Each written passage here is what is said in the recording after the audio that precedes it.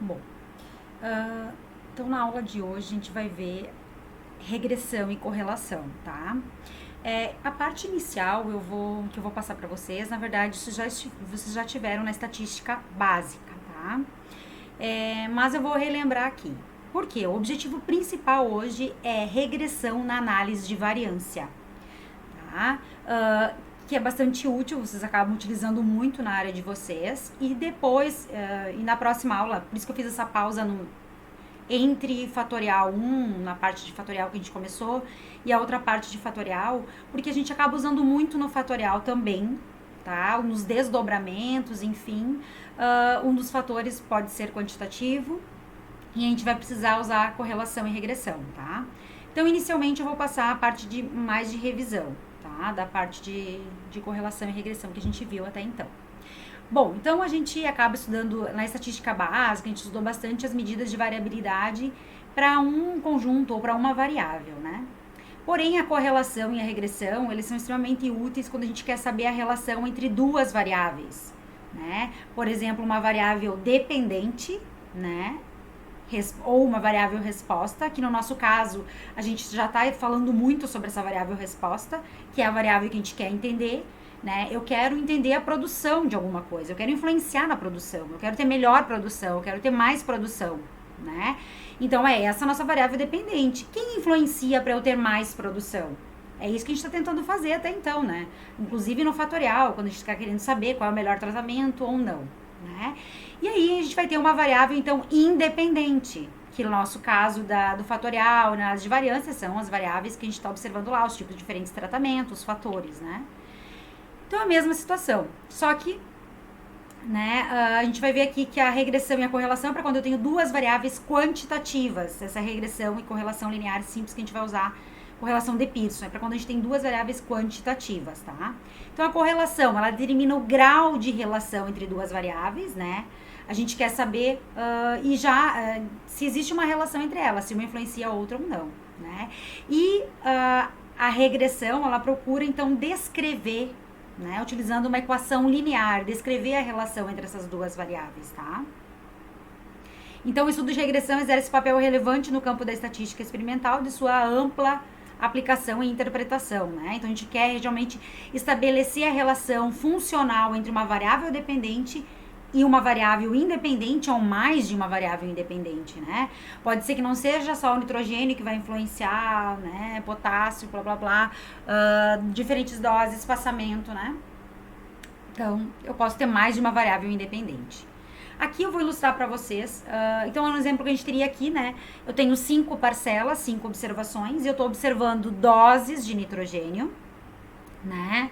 Quilogramas por hectare, só para lembrar que esse na menos 1, vocês já devem, não sei se vocês estão habituados ou não, a gente usa para não escrever sempre por hectare, então coloca HA, no caso, na menos 1, parcela na menos 1 é por parcela, tá? Então nós vamos observar a dose de nitrogênio e produção de grãos.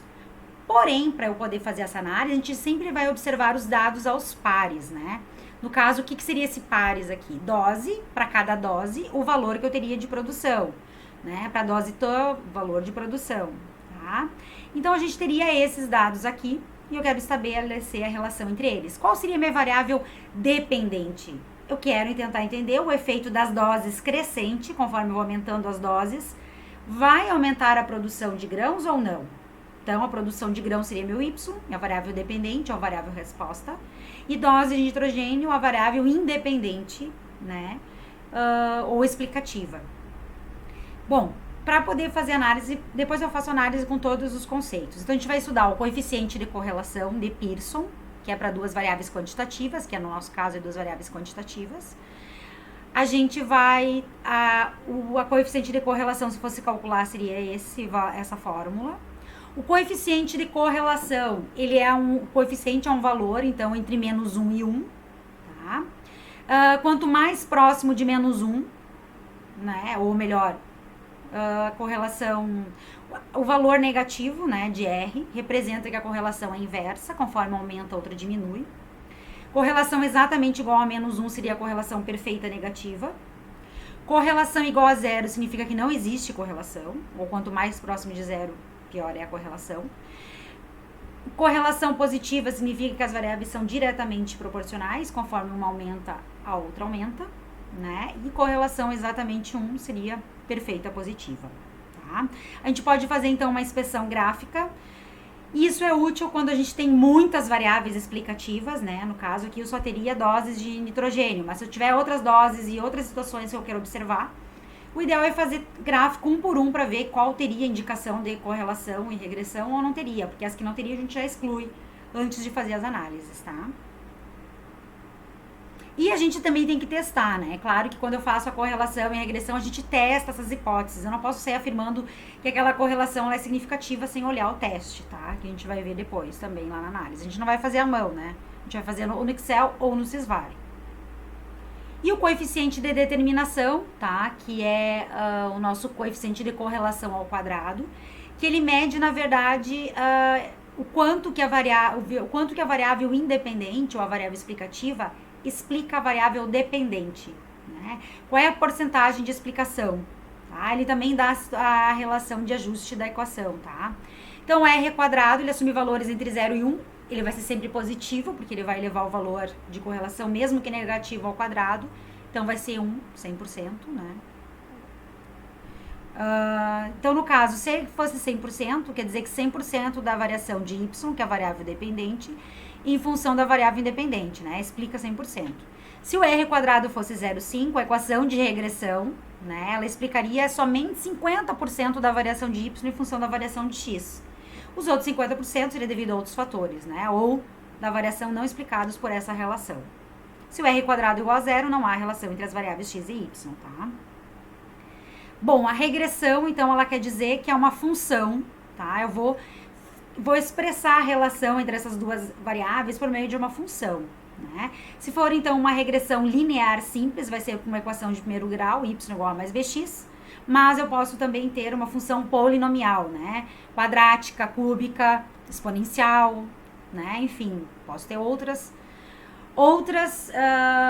funções que não sejam lineares, tá? Então, aqui a gente tem algumas especificações do modelo. Então, esse modelo aqui é um modelo genérico, y igual a alfa mais beta x mais epsilon i. Esse epsilon i aqui, na verdade, é nosso erro, né? Representa, então, a influência de outros fatores, ou seja, a componente aleatória que nós não levamos em consideração. É o resíduo ou o erro do nosso modelo, tá? Então, a gente quer estimar os parâmetros. Aqui tem a parte teórica de como que eu estimaria o A e o B de uma equação de primeiro grau, tá? Então, eu teria aqui os valores. Então, a equação de primeiro grau seria y chapéu igual a mais bx. E aí, a gente pode testar essa relação também, né? Saber se essa regressão ela é significativa ou não. Então, eu vou utilizar aqui, tá? Eu vou tentar resolver pra gente encontrar o coeficiente de correlação, o de determinação, a equação da reta, né? E interpretar esses resultados. Então, por exemplo, vou utilizar esses dados aqui, né? Esses dados de doses de nitrogênio e produção de grãos. Tá? Então, para isso, a gente faz o quê? Eu vou fazer no Excel, tá? Deixa eu ver onde é que estão.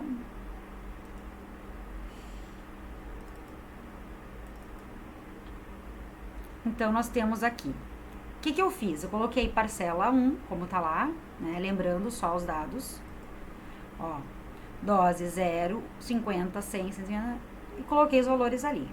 O meu Excel, ele não assume milhar, eu não coloquei ponto, nem vírgula, nem nada, tá? Eu coloquei direto e a vírgula eu coloquei ponto, porque o meu Excel faz assim. Então, dose seria minha variável x e produção minha variável y, né? Então, eu quero fazer a correlação, por exemplo. Se eu quiser fazer a correlação separado, vamos em dados, análise de dados, e eu quero fazer primeiro a correlação, né? Isso aqui, gente, vocês já fizeram na estatística básica, porque a prof deu. Tá? Então, eu selecionei os dados, rótulos na primeira linha, intervalo de saída, que eu vou clicar aqui e vou dar um OK. Tá? Então, esse valorzinho aqui é o valor da correlação, tá? Porque aqui no Excel eu prefiro fazer separadinho a correlação. O que esse valor tá me dizendo? Então, esse valor é o R, tá? É o RXY, né? Então, vamos lá. Eu coloquei os dados, copiei lá, e aí nós vamos para os resultados. como que eu interpretaria? Então, esse valorzinho aqui, 0,9837, ou meu coeficiente de correlação igual a R, igual a 0,9838, é uma correlação positiva, né, alta, digamos assim, né, uma correlação alta, tá bem próxima de 1, quanto mais próxima de 1 ou de menos 1, mais alta é a correlação. Né, a correlação positiva indica que as variáveis são diretamente proporcionais, né, então conforme aumenta as doses de nitrogênio, aumenta a produção de grãos, né, a gente já estava observando isso nos dados se eu olhar eles individualmente. Ah, e eu ainda posso fazer o gráfico que eu não fiz, né, vamos fazer aqui o gráfico de dispersão. Então, a gente seleciona aqui e eu vou fazer o gráfico de dispersão. Né? Então, a gente pode observar aqui o gráfico, né? Vou tirar aqui, né? Vou tirar aqui esses valores só pra gente observar. Então, como que eu observo os gráficos? Os pontos, eles têm que estar em torno de uma reta crescente, né? Para ser uma regressão linear, eles têm que estar em torno de uma reta crescente ou decrescente. Então, como os pontos estão em torno de uma reta crescente, está indicando uma correlação positiva, tá? E se eu quisesse, eu poderia colocar também aqui, selecionar aqui com o ponto, adicionar linha de tendência e pedir para ele exibir aqui uma equação. Né? Então, essa equação, essa reta aqui, é uma reta estimada, tá? Então, essa reta aqui não passa exatamente em cima dos pontos para uma reta estimada. Aqui nós temos o coeficiente de determinação e a equação que a gente vai determinar. Tá? É uma forma de fazer também. Mas, vamos por partes. Então, coeficiente de correlação, tá aqui, né, essa interpretação. Agora, vamos para a regressão. E o teste da correlação, eu vou ver aqui na regressão, tá? Vamos fazer o teste da regressão primeiro aqui. Então, vamos aqui. Continuando, então. Né? Nós queremos fazer uma regressão agora, né? Para saber, porque a gente viu que tem um indicativo de relação entre as variáveis, né? Então, a gente vai tentar fazer a regressão, representar essa relação pelo modelo matemático. Aqui, gente, eu fui em dados, análise de dados, né? Regressão. Aqui eu vou selecionar a variável de entrada de y, que é a produção, né? X, a variável de entrada de x, dose. Rótulos na primeira linha. Intervalo de saída. Ah, vou fazer o teste aqui também, tá? Intervalo de saída aqui. Vou colocar aqui embaixo. Tá? Então, eu selecionei intervalo de nível de confiança para ele fazer o teste de 95%.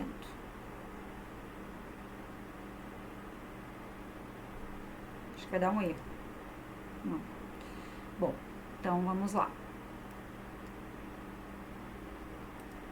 Então, o que me interessa aqui? O R múltiplo, ele representaria o coeficiente de correlação, tá? O R quadrado representa o nosso coeficiente de determinação, tá? Ai, cor horrível. Vamos trocar essa cor, tá muito feia. Ai, meu Deus, senhor. Cor muito feia, não quero, tá?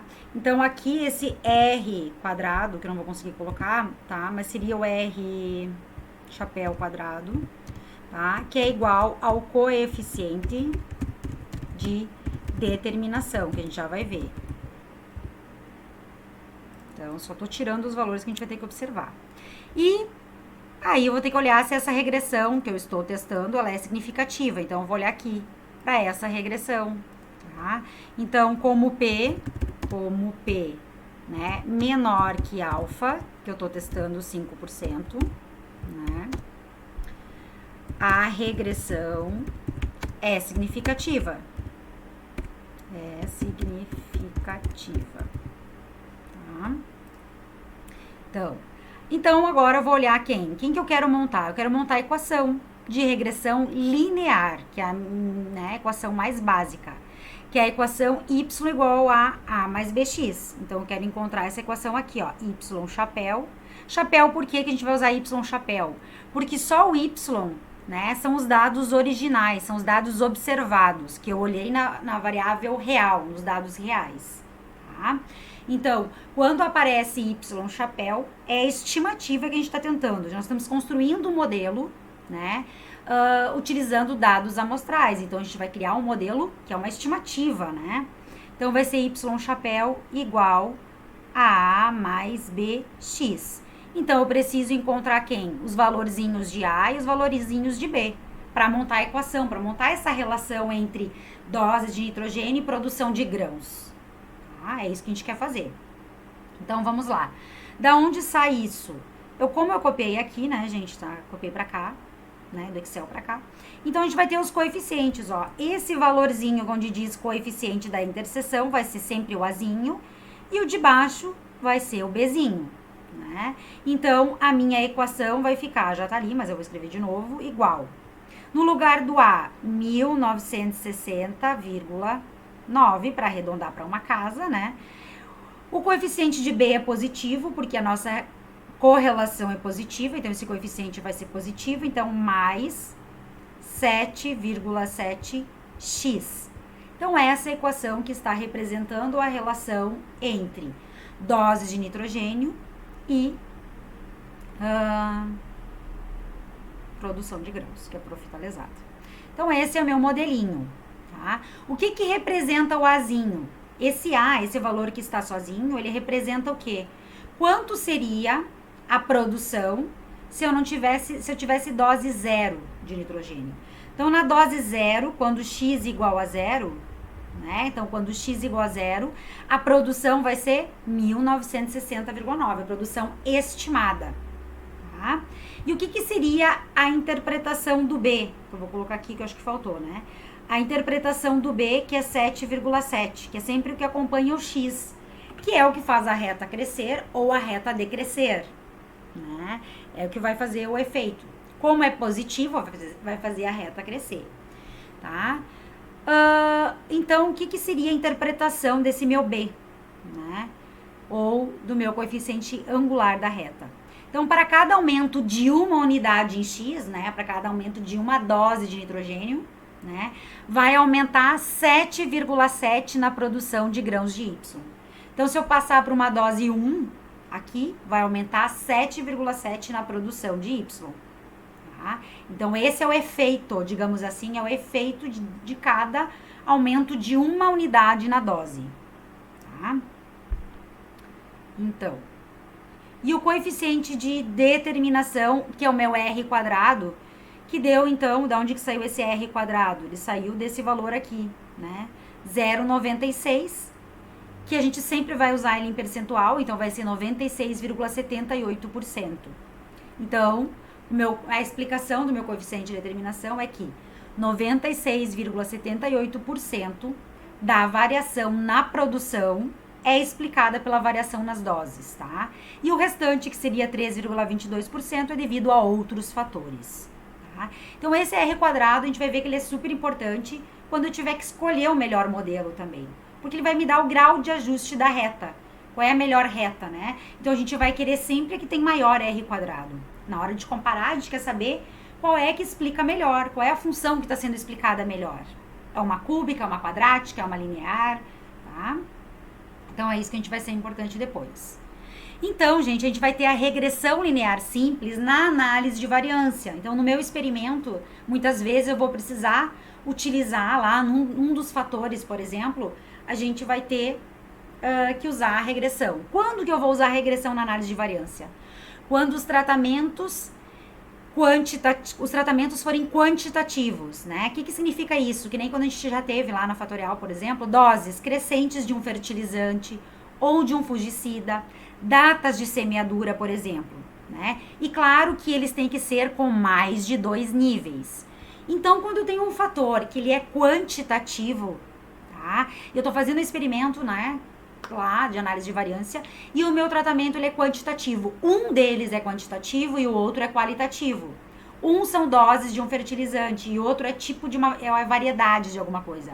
Variedade A, variedade B, variedade C. Variedades é uma variável qualitativa, né? E dose seria quantitativa. Eu tenho um fatorial, 2 fatores.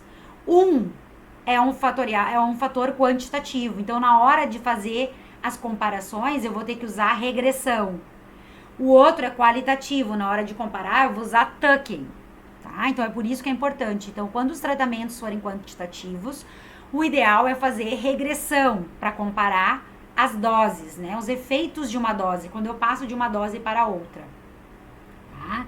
Então, quando eu tenho tratamentos quantitativos, com mais de 2 níveis, se justifica a existência de uma correspondência funcional chamada equação de regressão, que liga os valores dos tratamentos X, pertence a um tratamento de dose 0, tratamento de doses 20, de dose 30, de dose 40, né, aos dados analisados Y. Tá? Então, a gente vai ter que fazer a regressão. Então, a significância estatística dos efeitos de regressão linear simples, e a gente vai ter que observar os desvios de regressão, é dada pelo teste F. Então, a gente vai ter um teste F, ou seja, a regressão dentro da análise de variância, tá? E aí, a gente vai ter que observar se a regressão ela é linear, se ela não é linear, eu posso ter uma regressão quadrática ou não, tá? Os efeitos, os desvios de regressão, que justifica se tem uma regressão linear ou uma regressão quadrática, tá? Quando eu tenho o efeito de uma regressão linear simples, eu vou calcular essa equação aqui, né?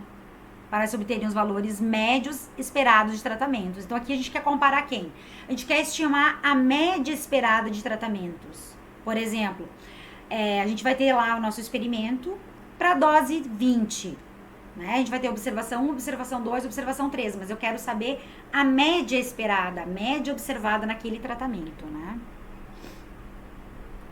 Então, com esses valores médios esperados e as médias observadas de tratamentos, pode-se calcular os desvios.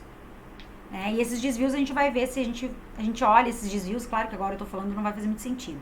Depois no exemplo vocês vão entender melhor.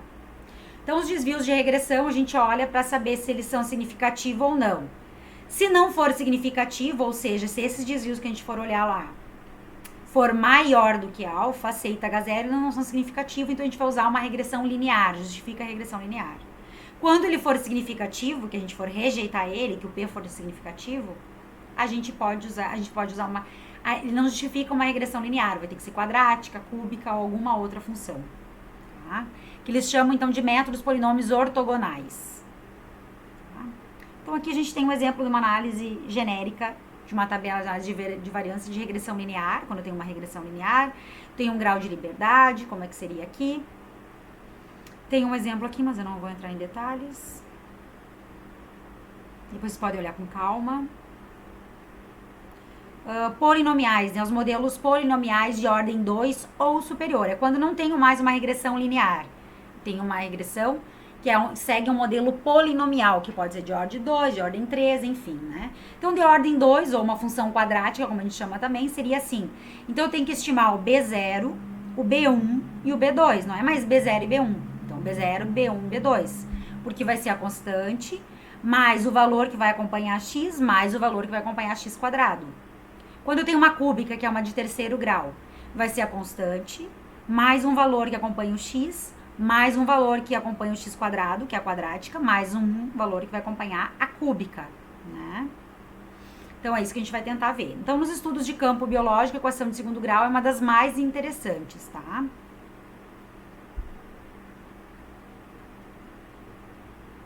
E aí, a gente vai ver aqui. Aqui seria um modelo de segundo grau. Regressão, B0, B1. E aí eu vou fazer um exemplo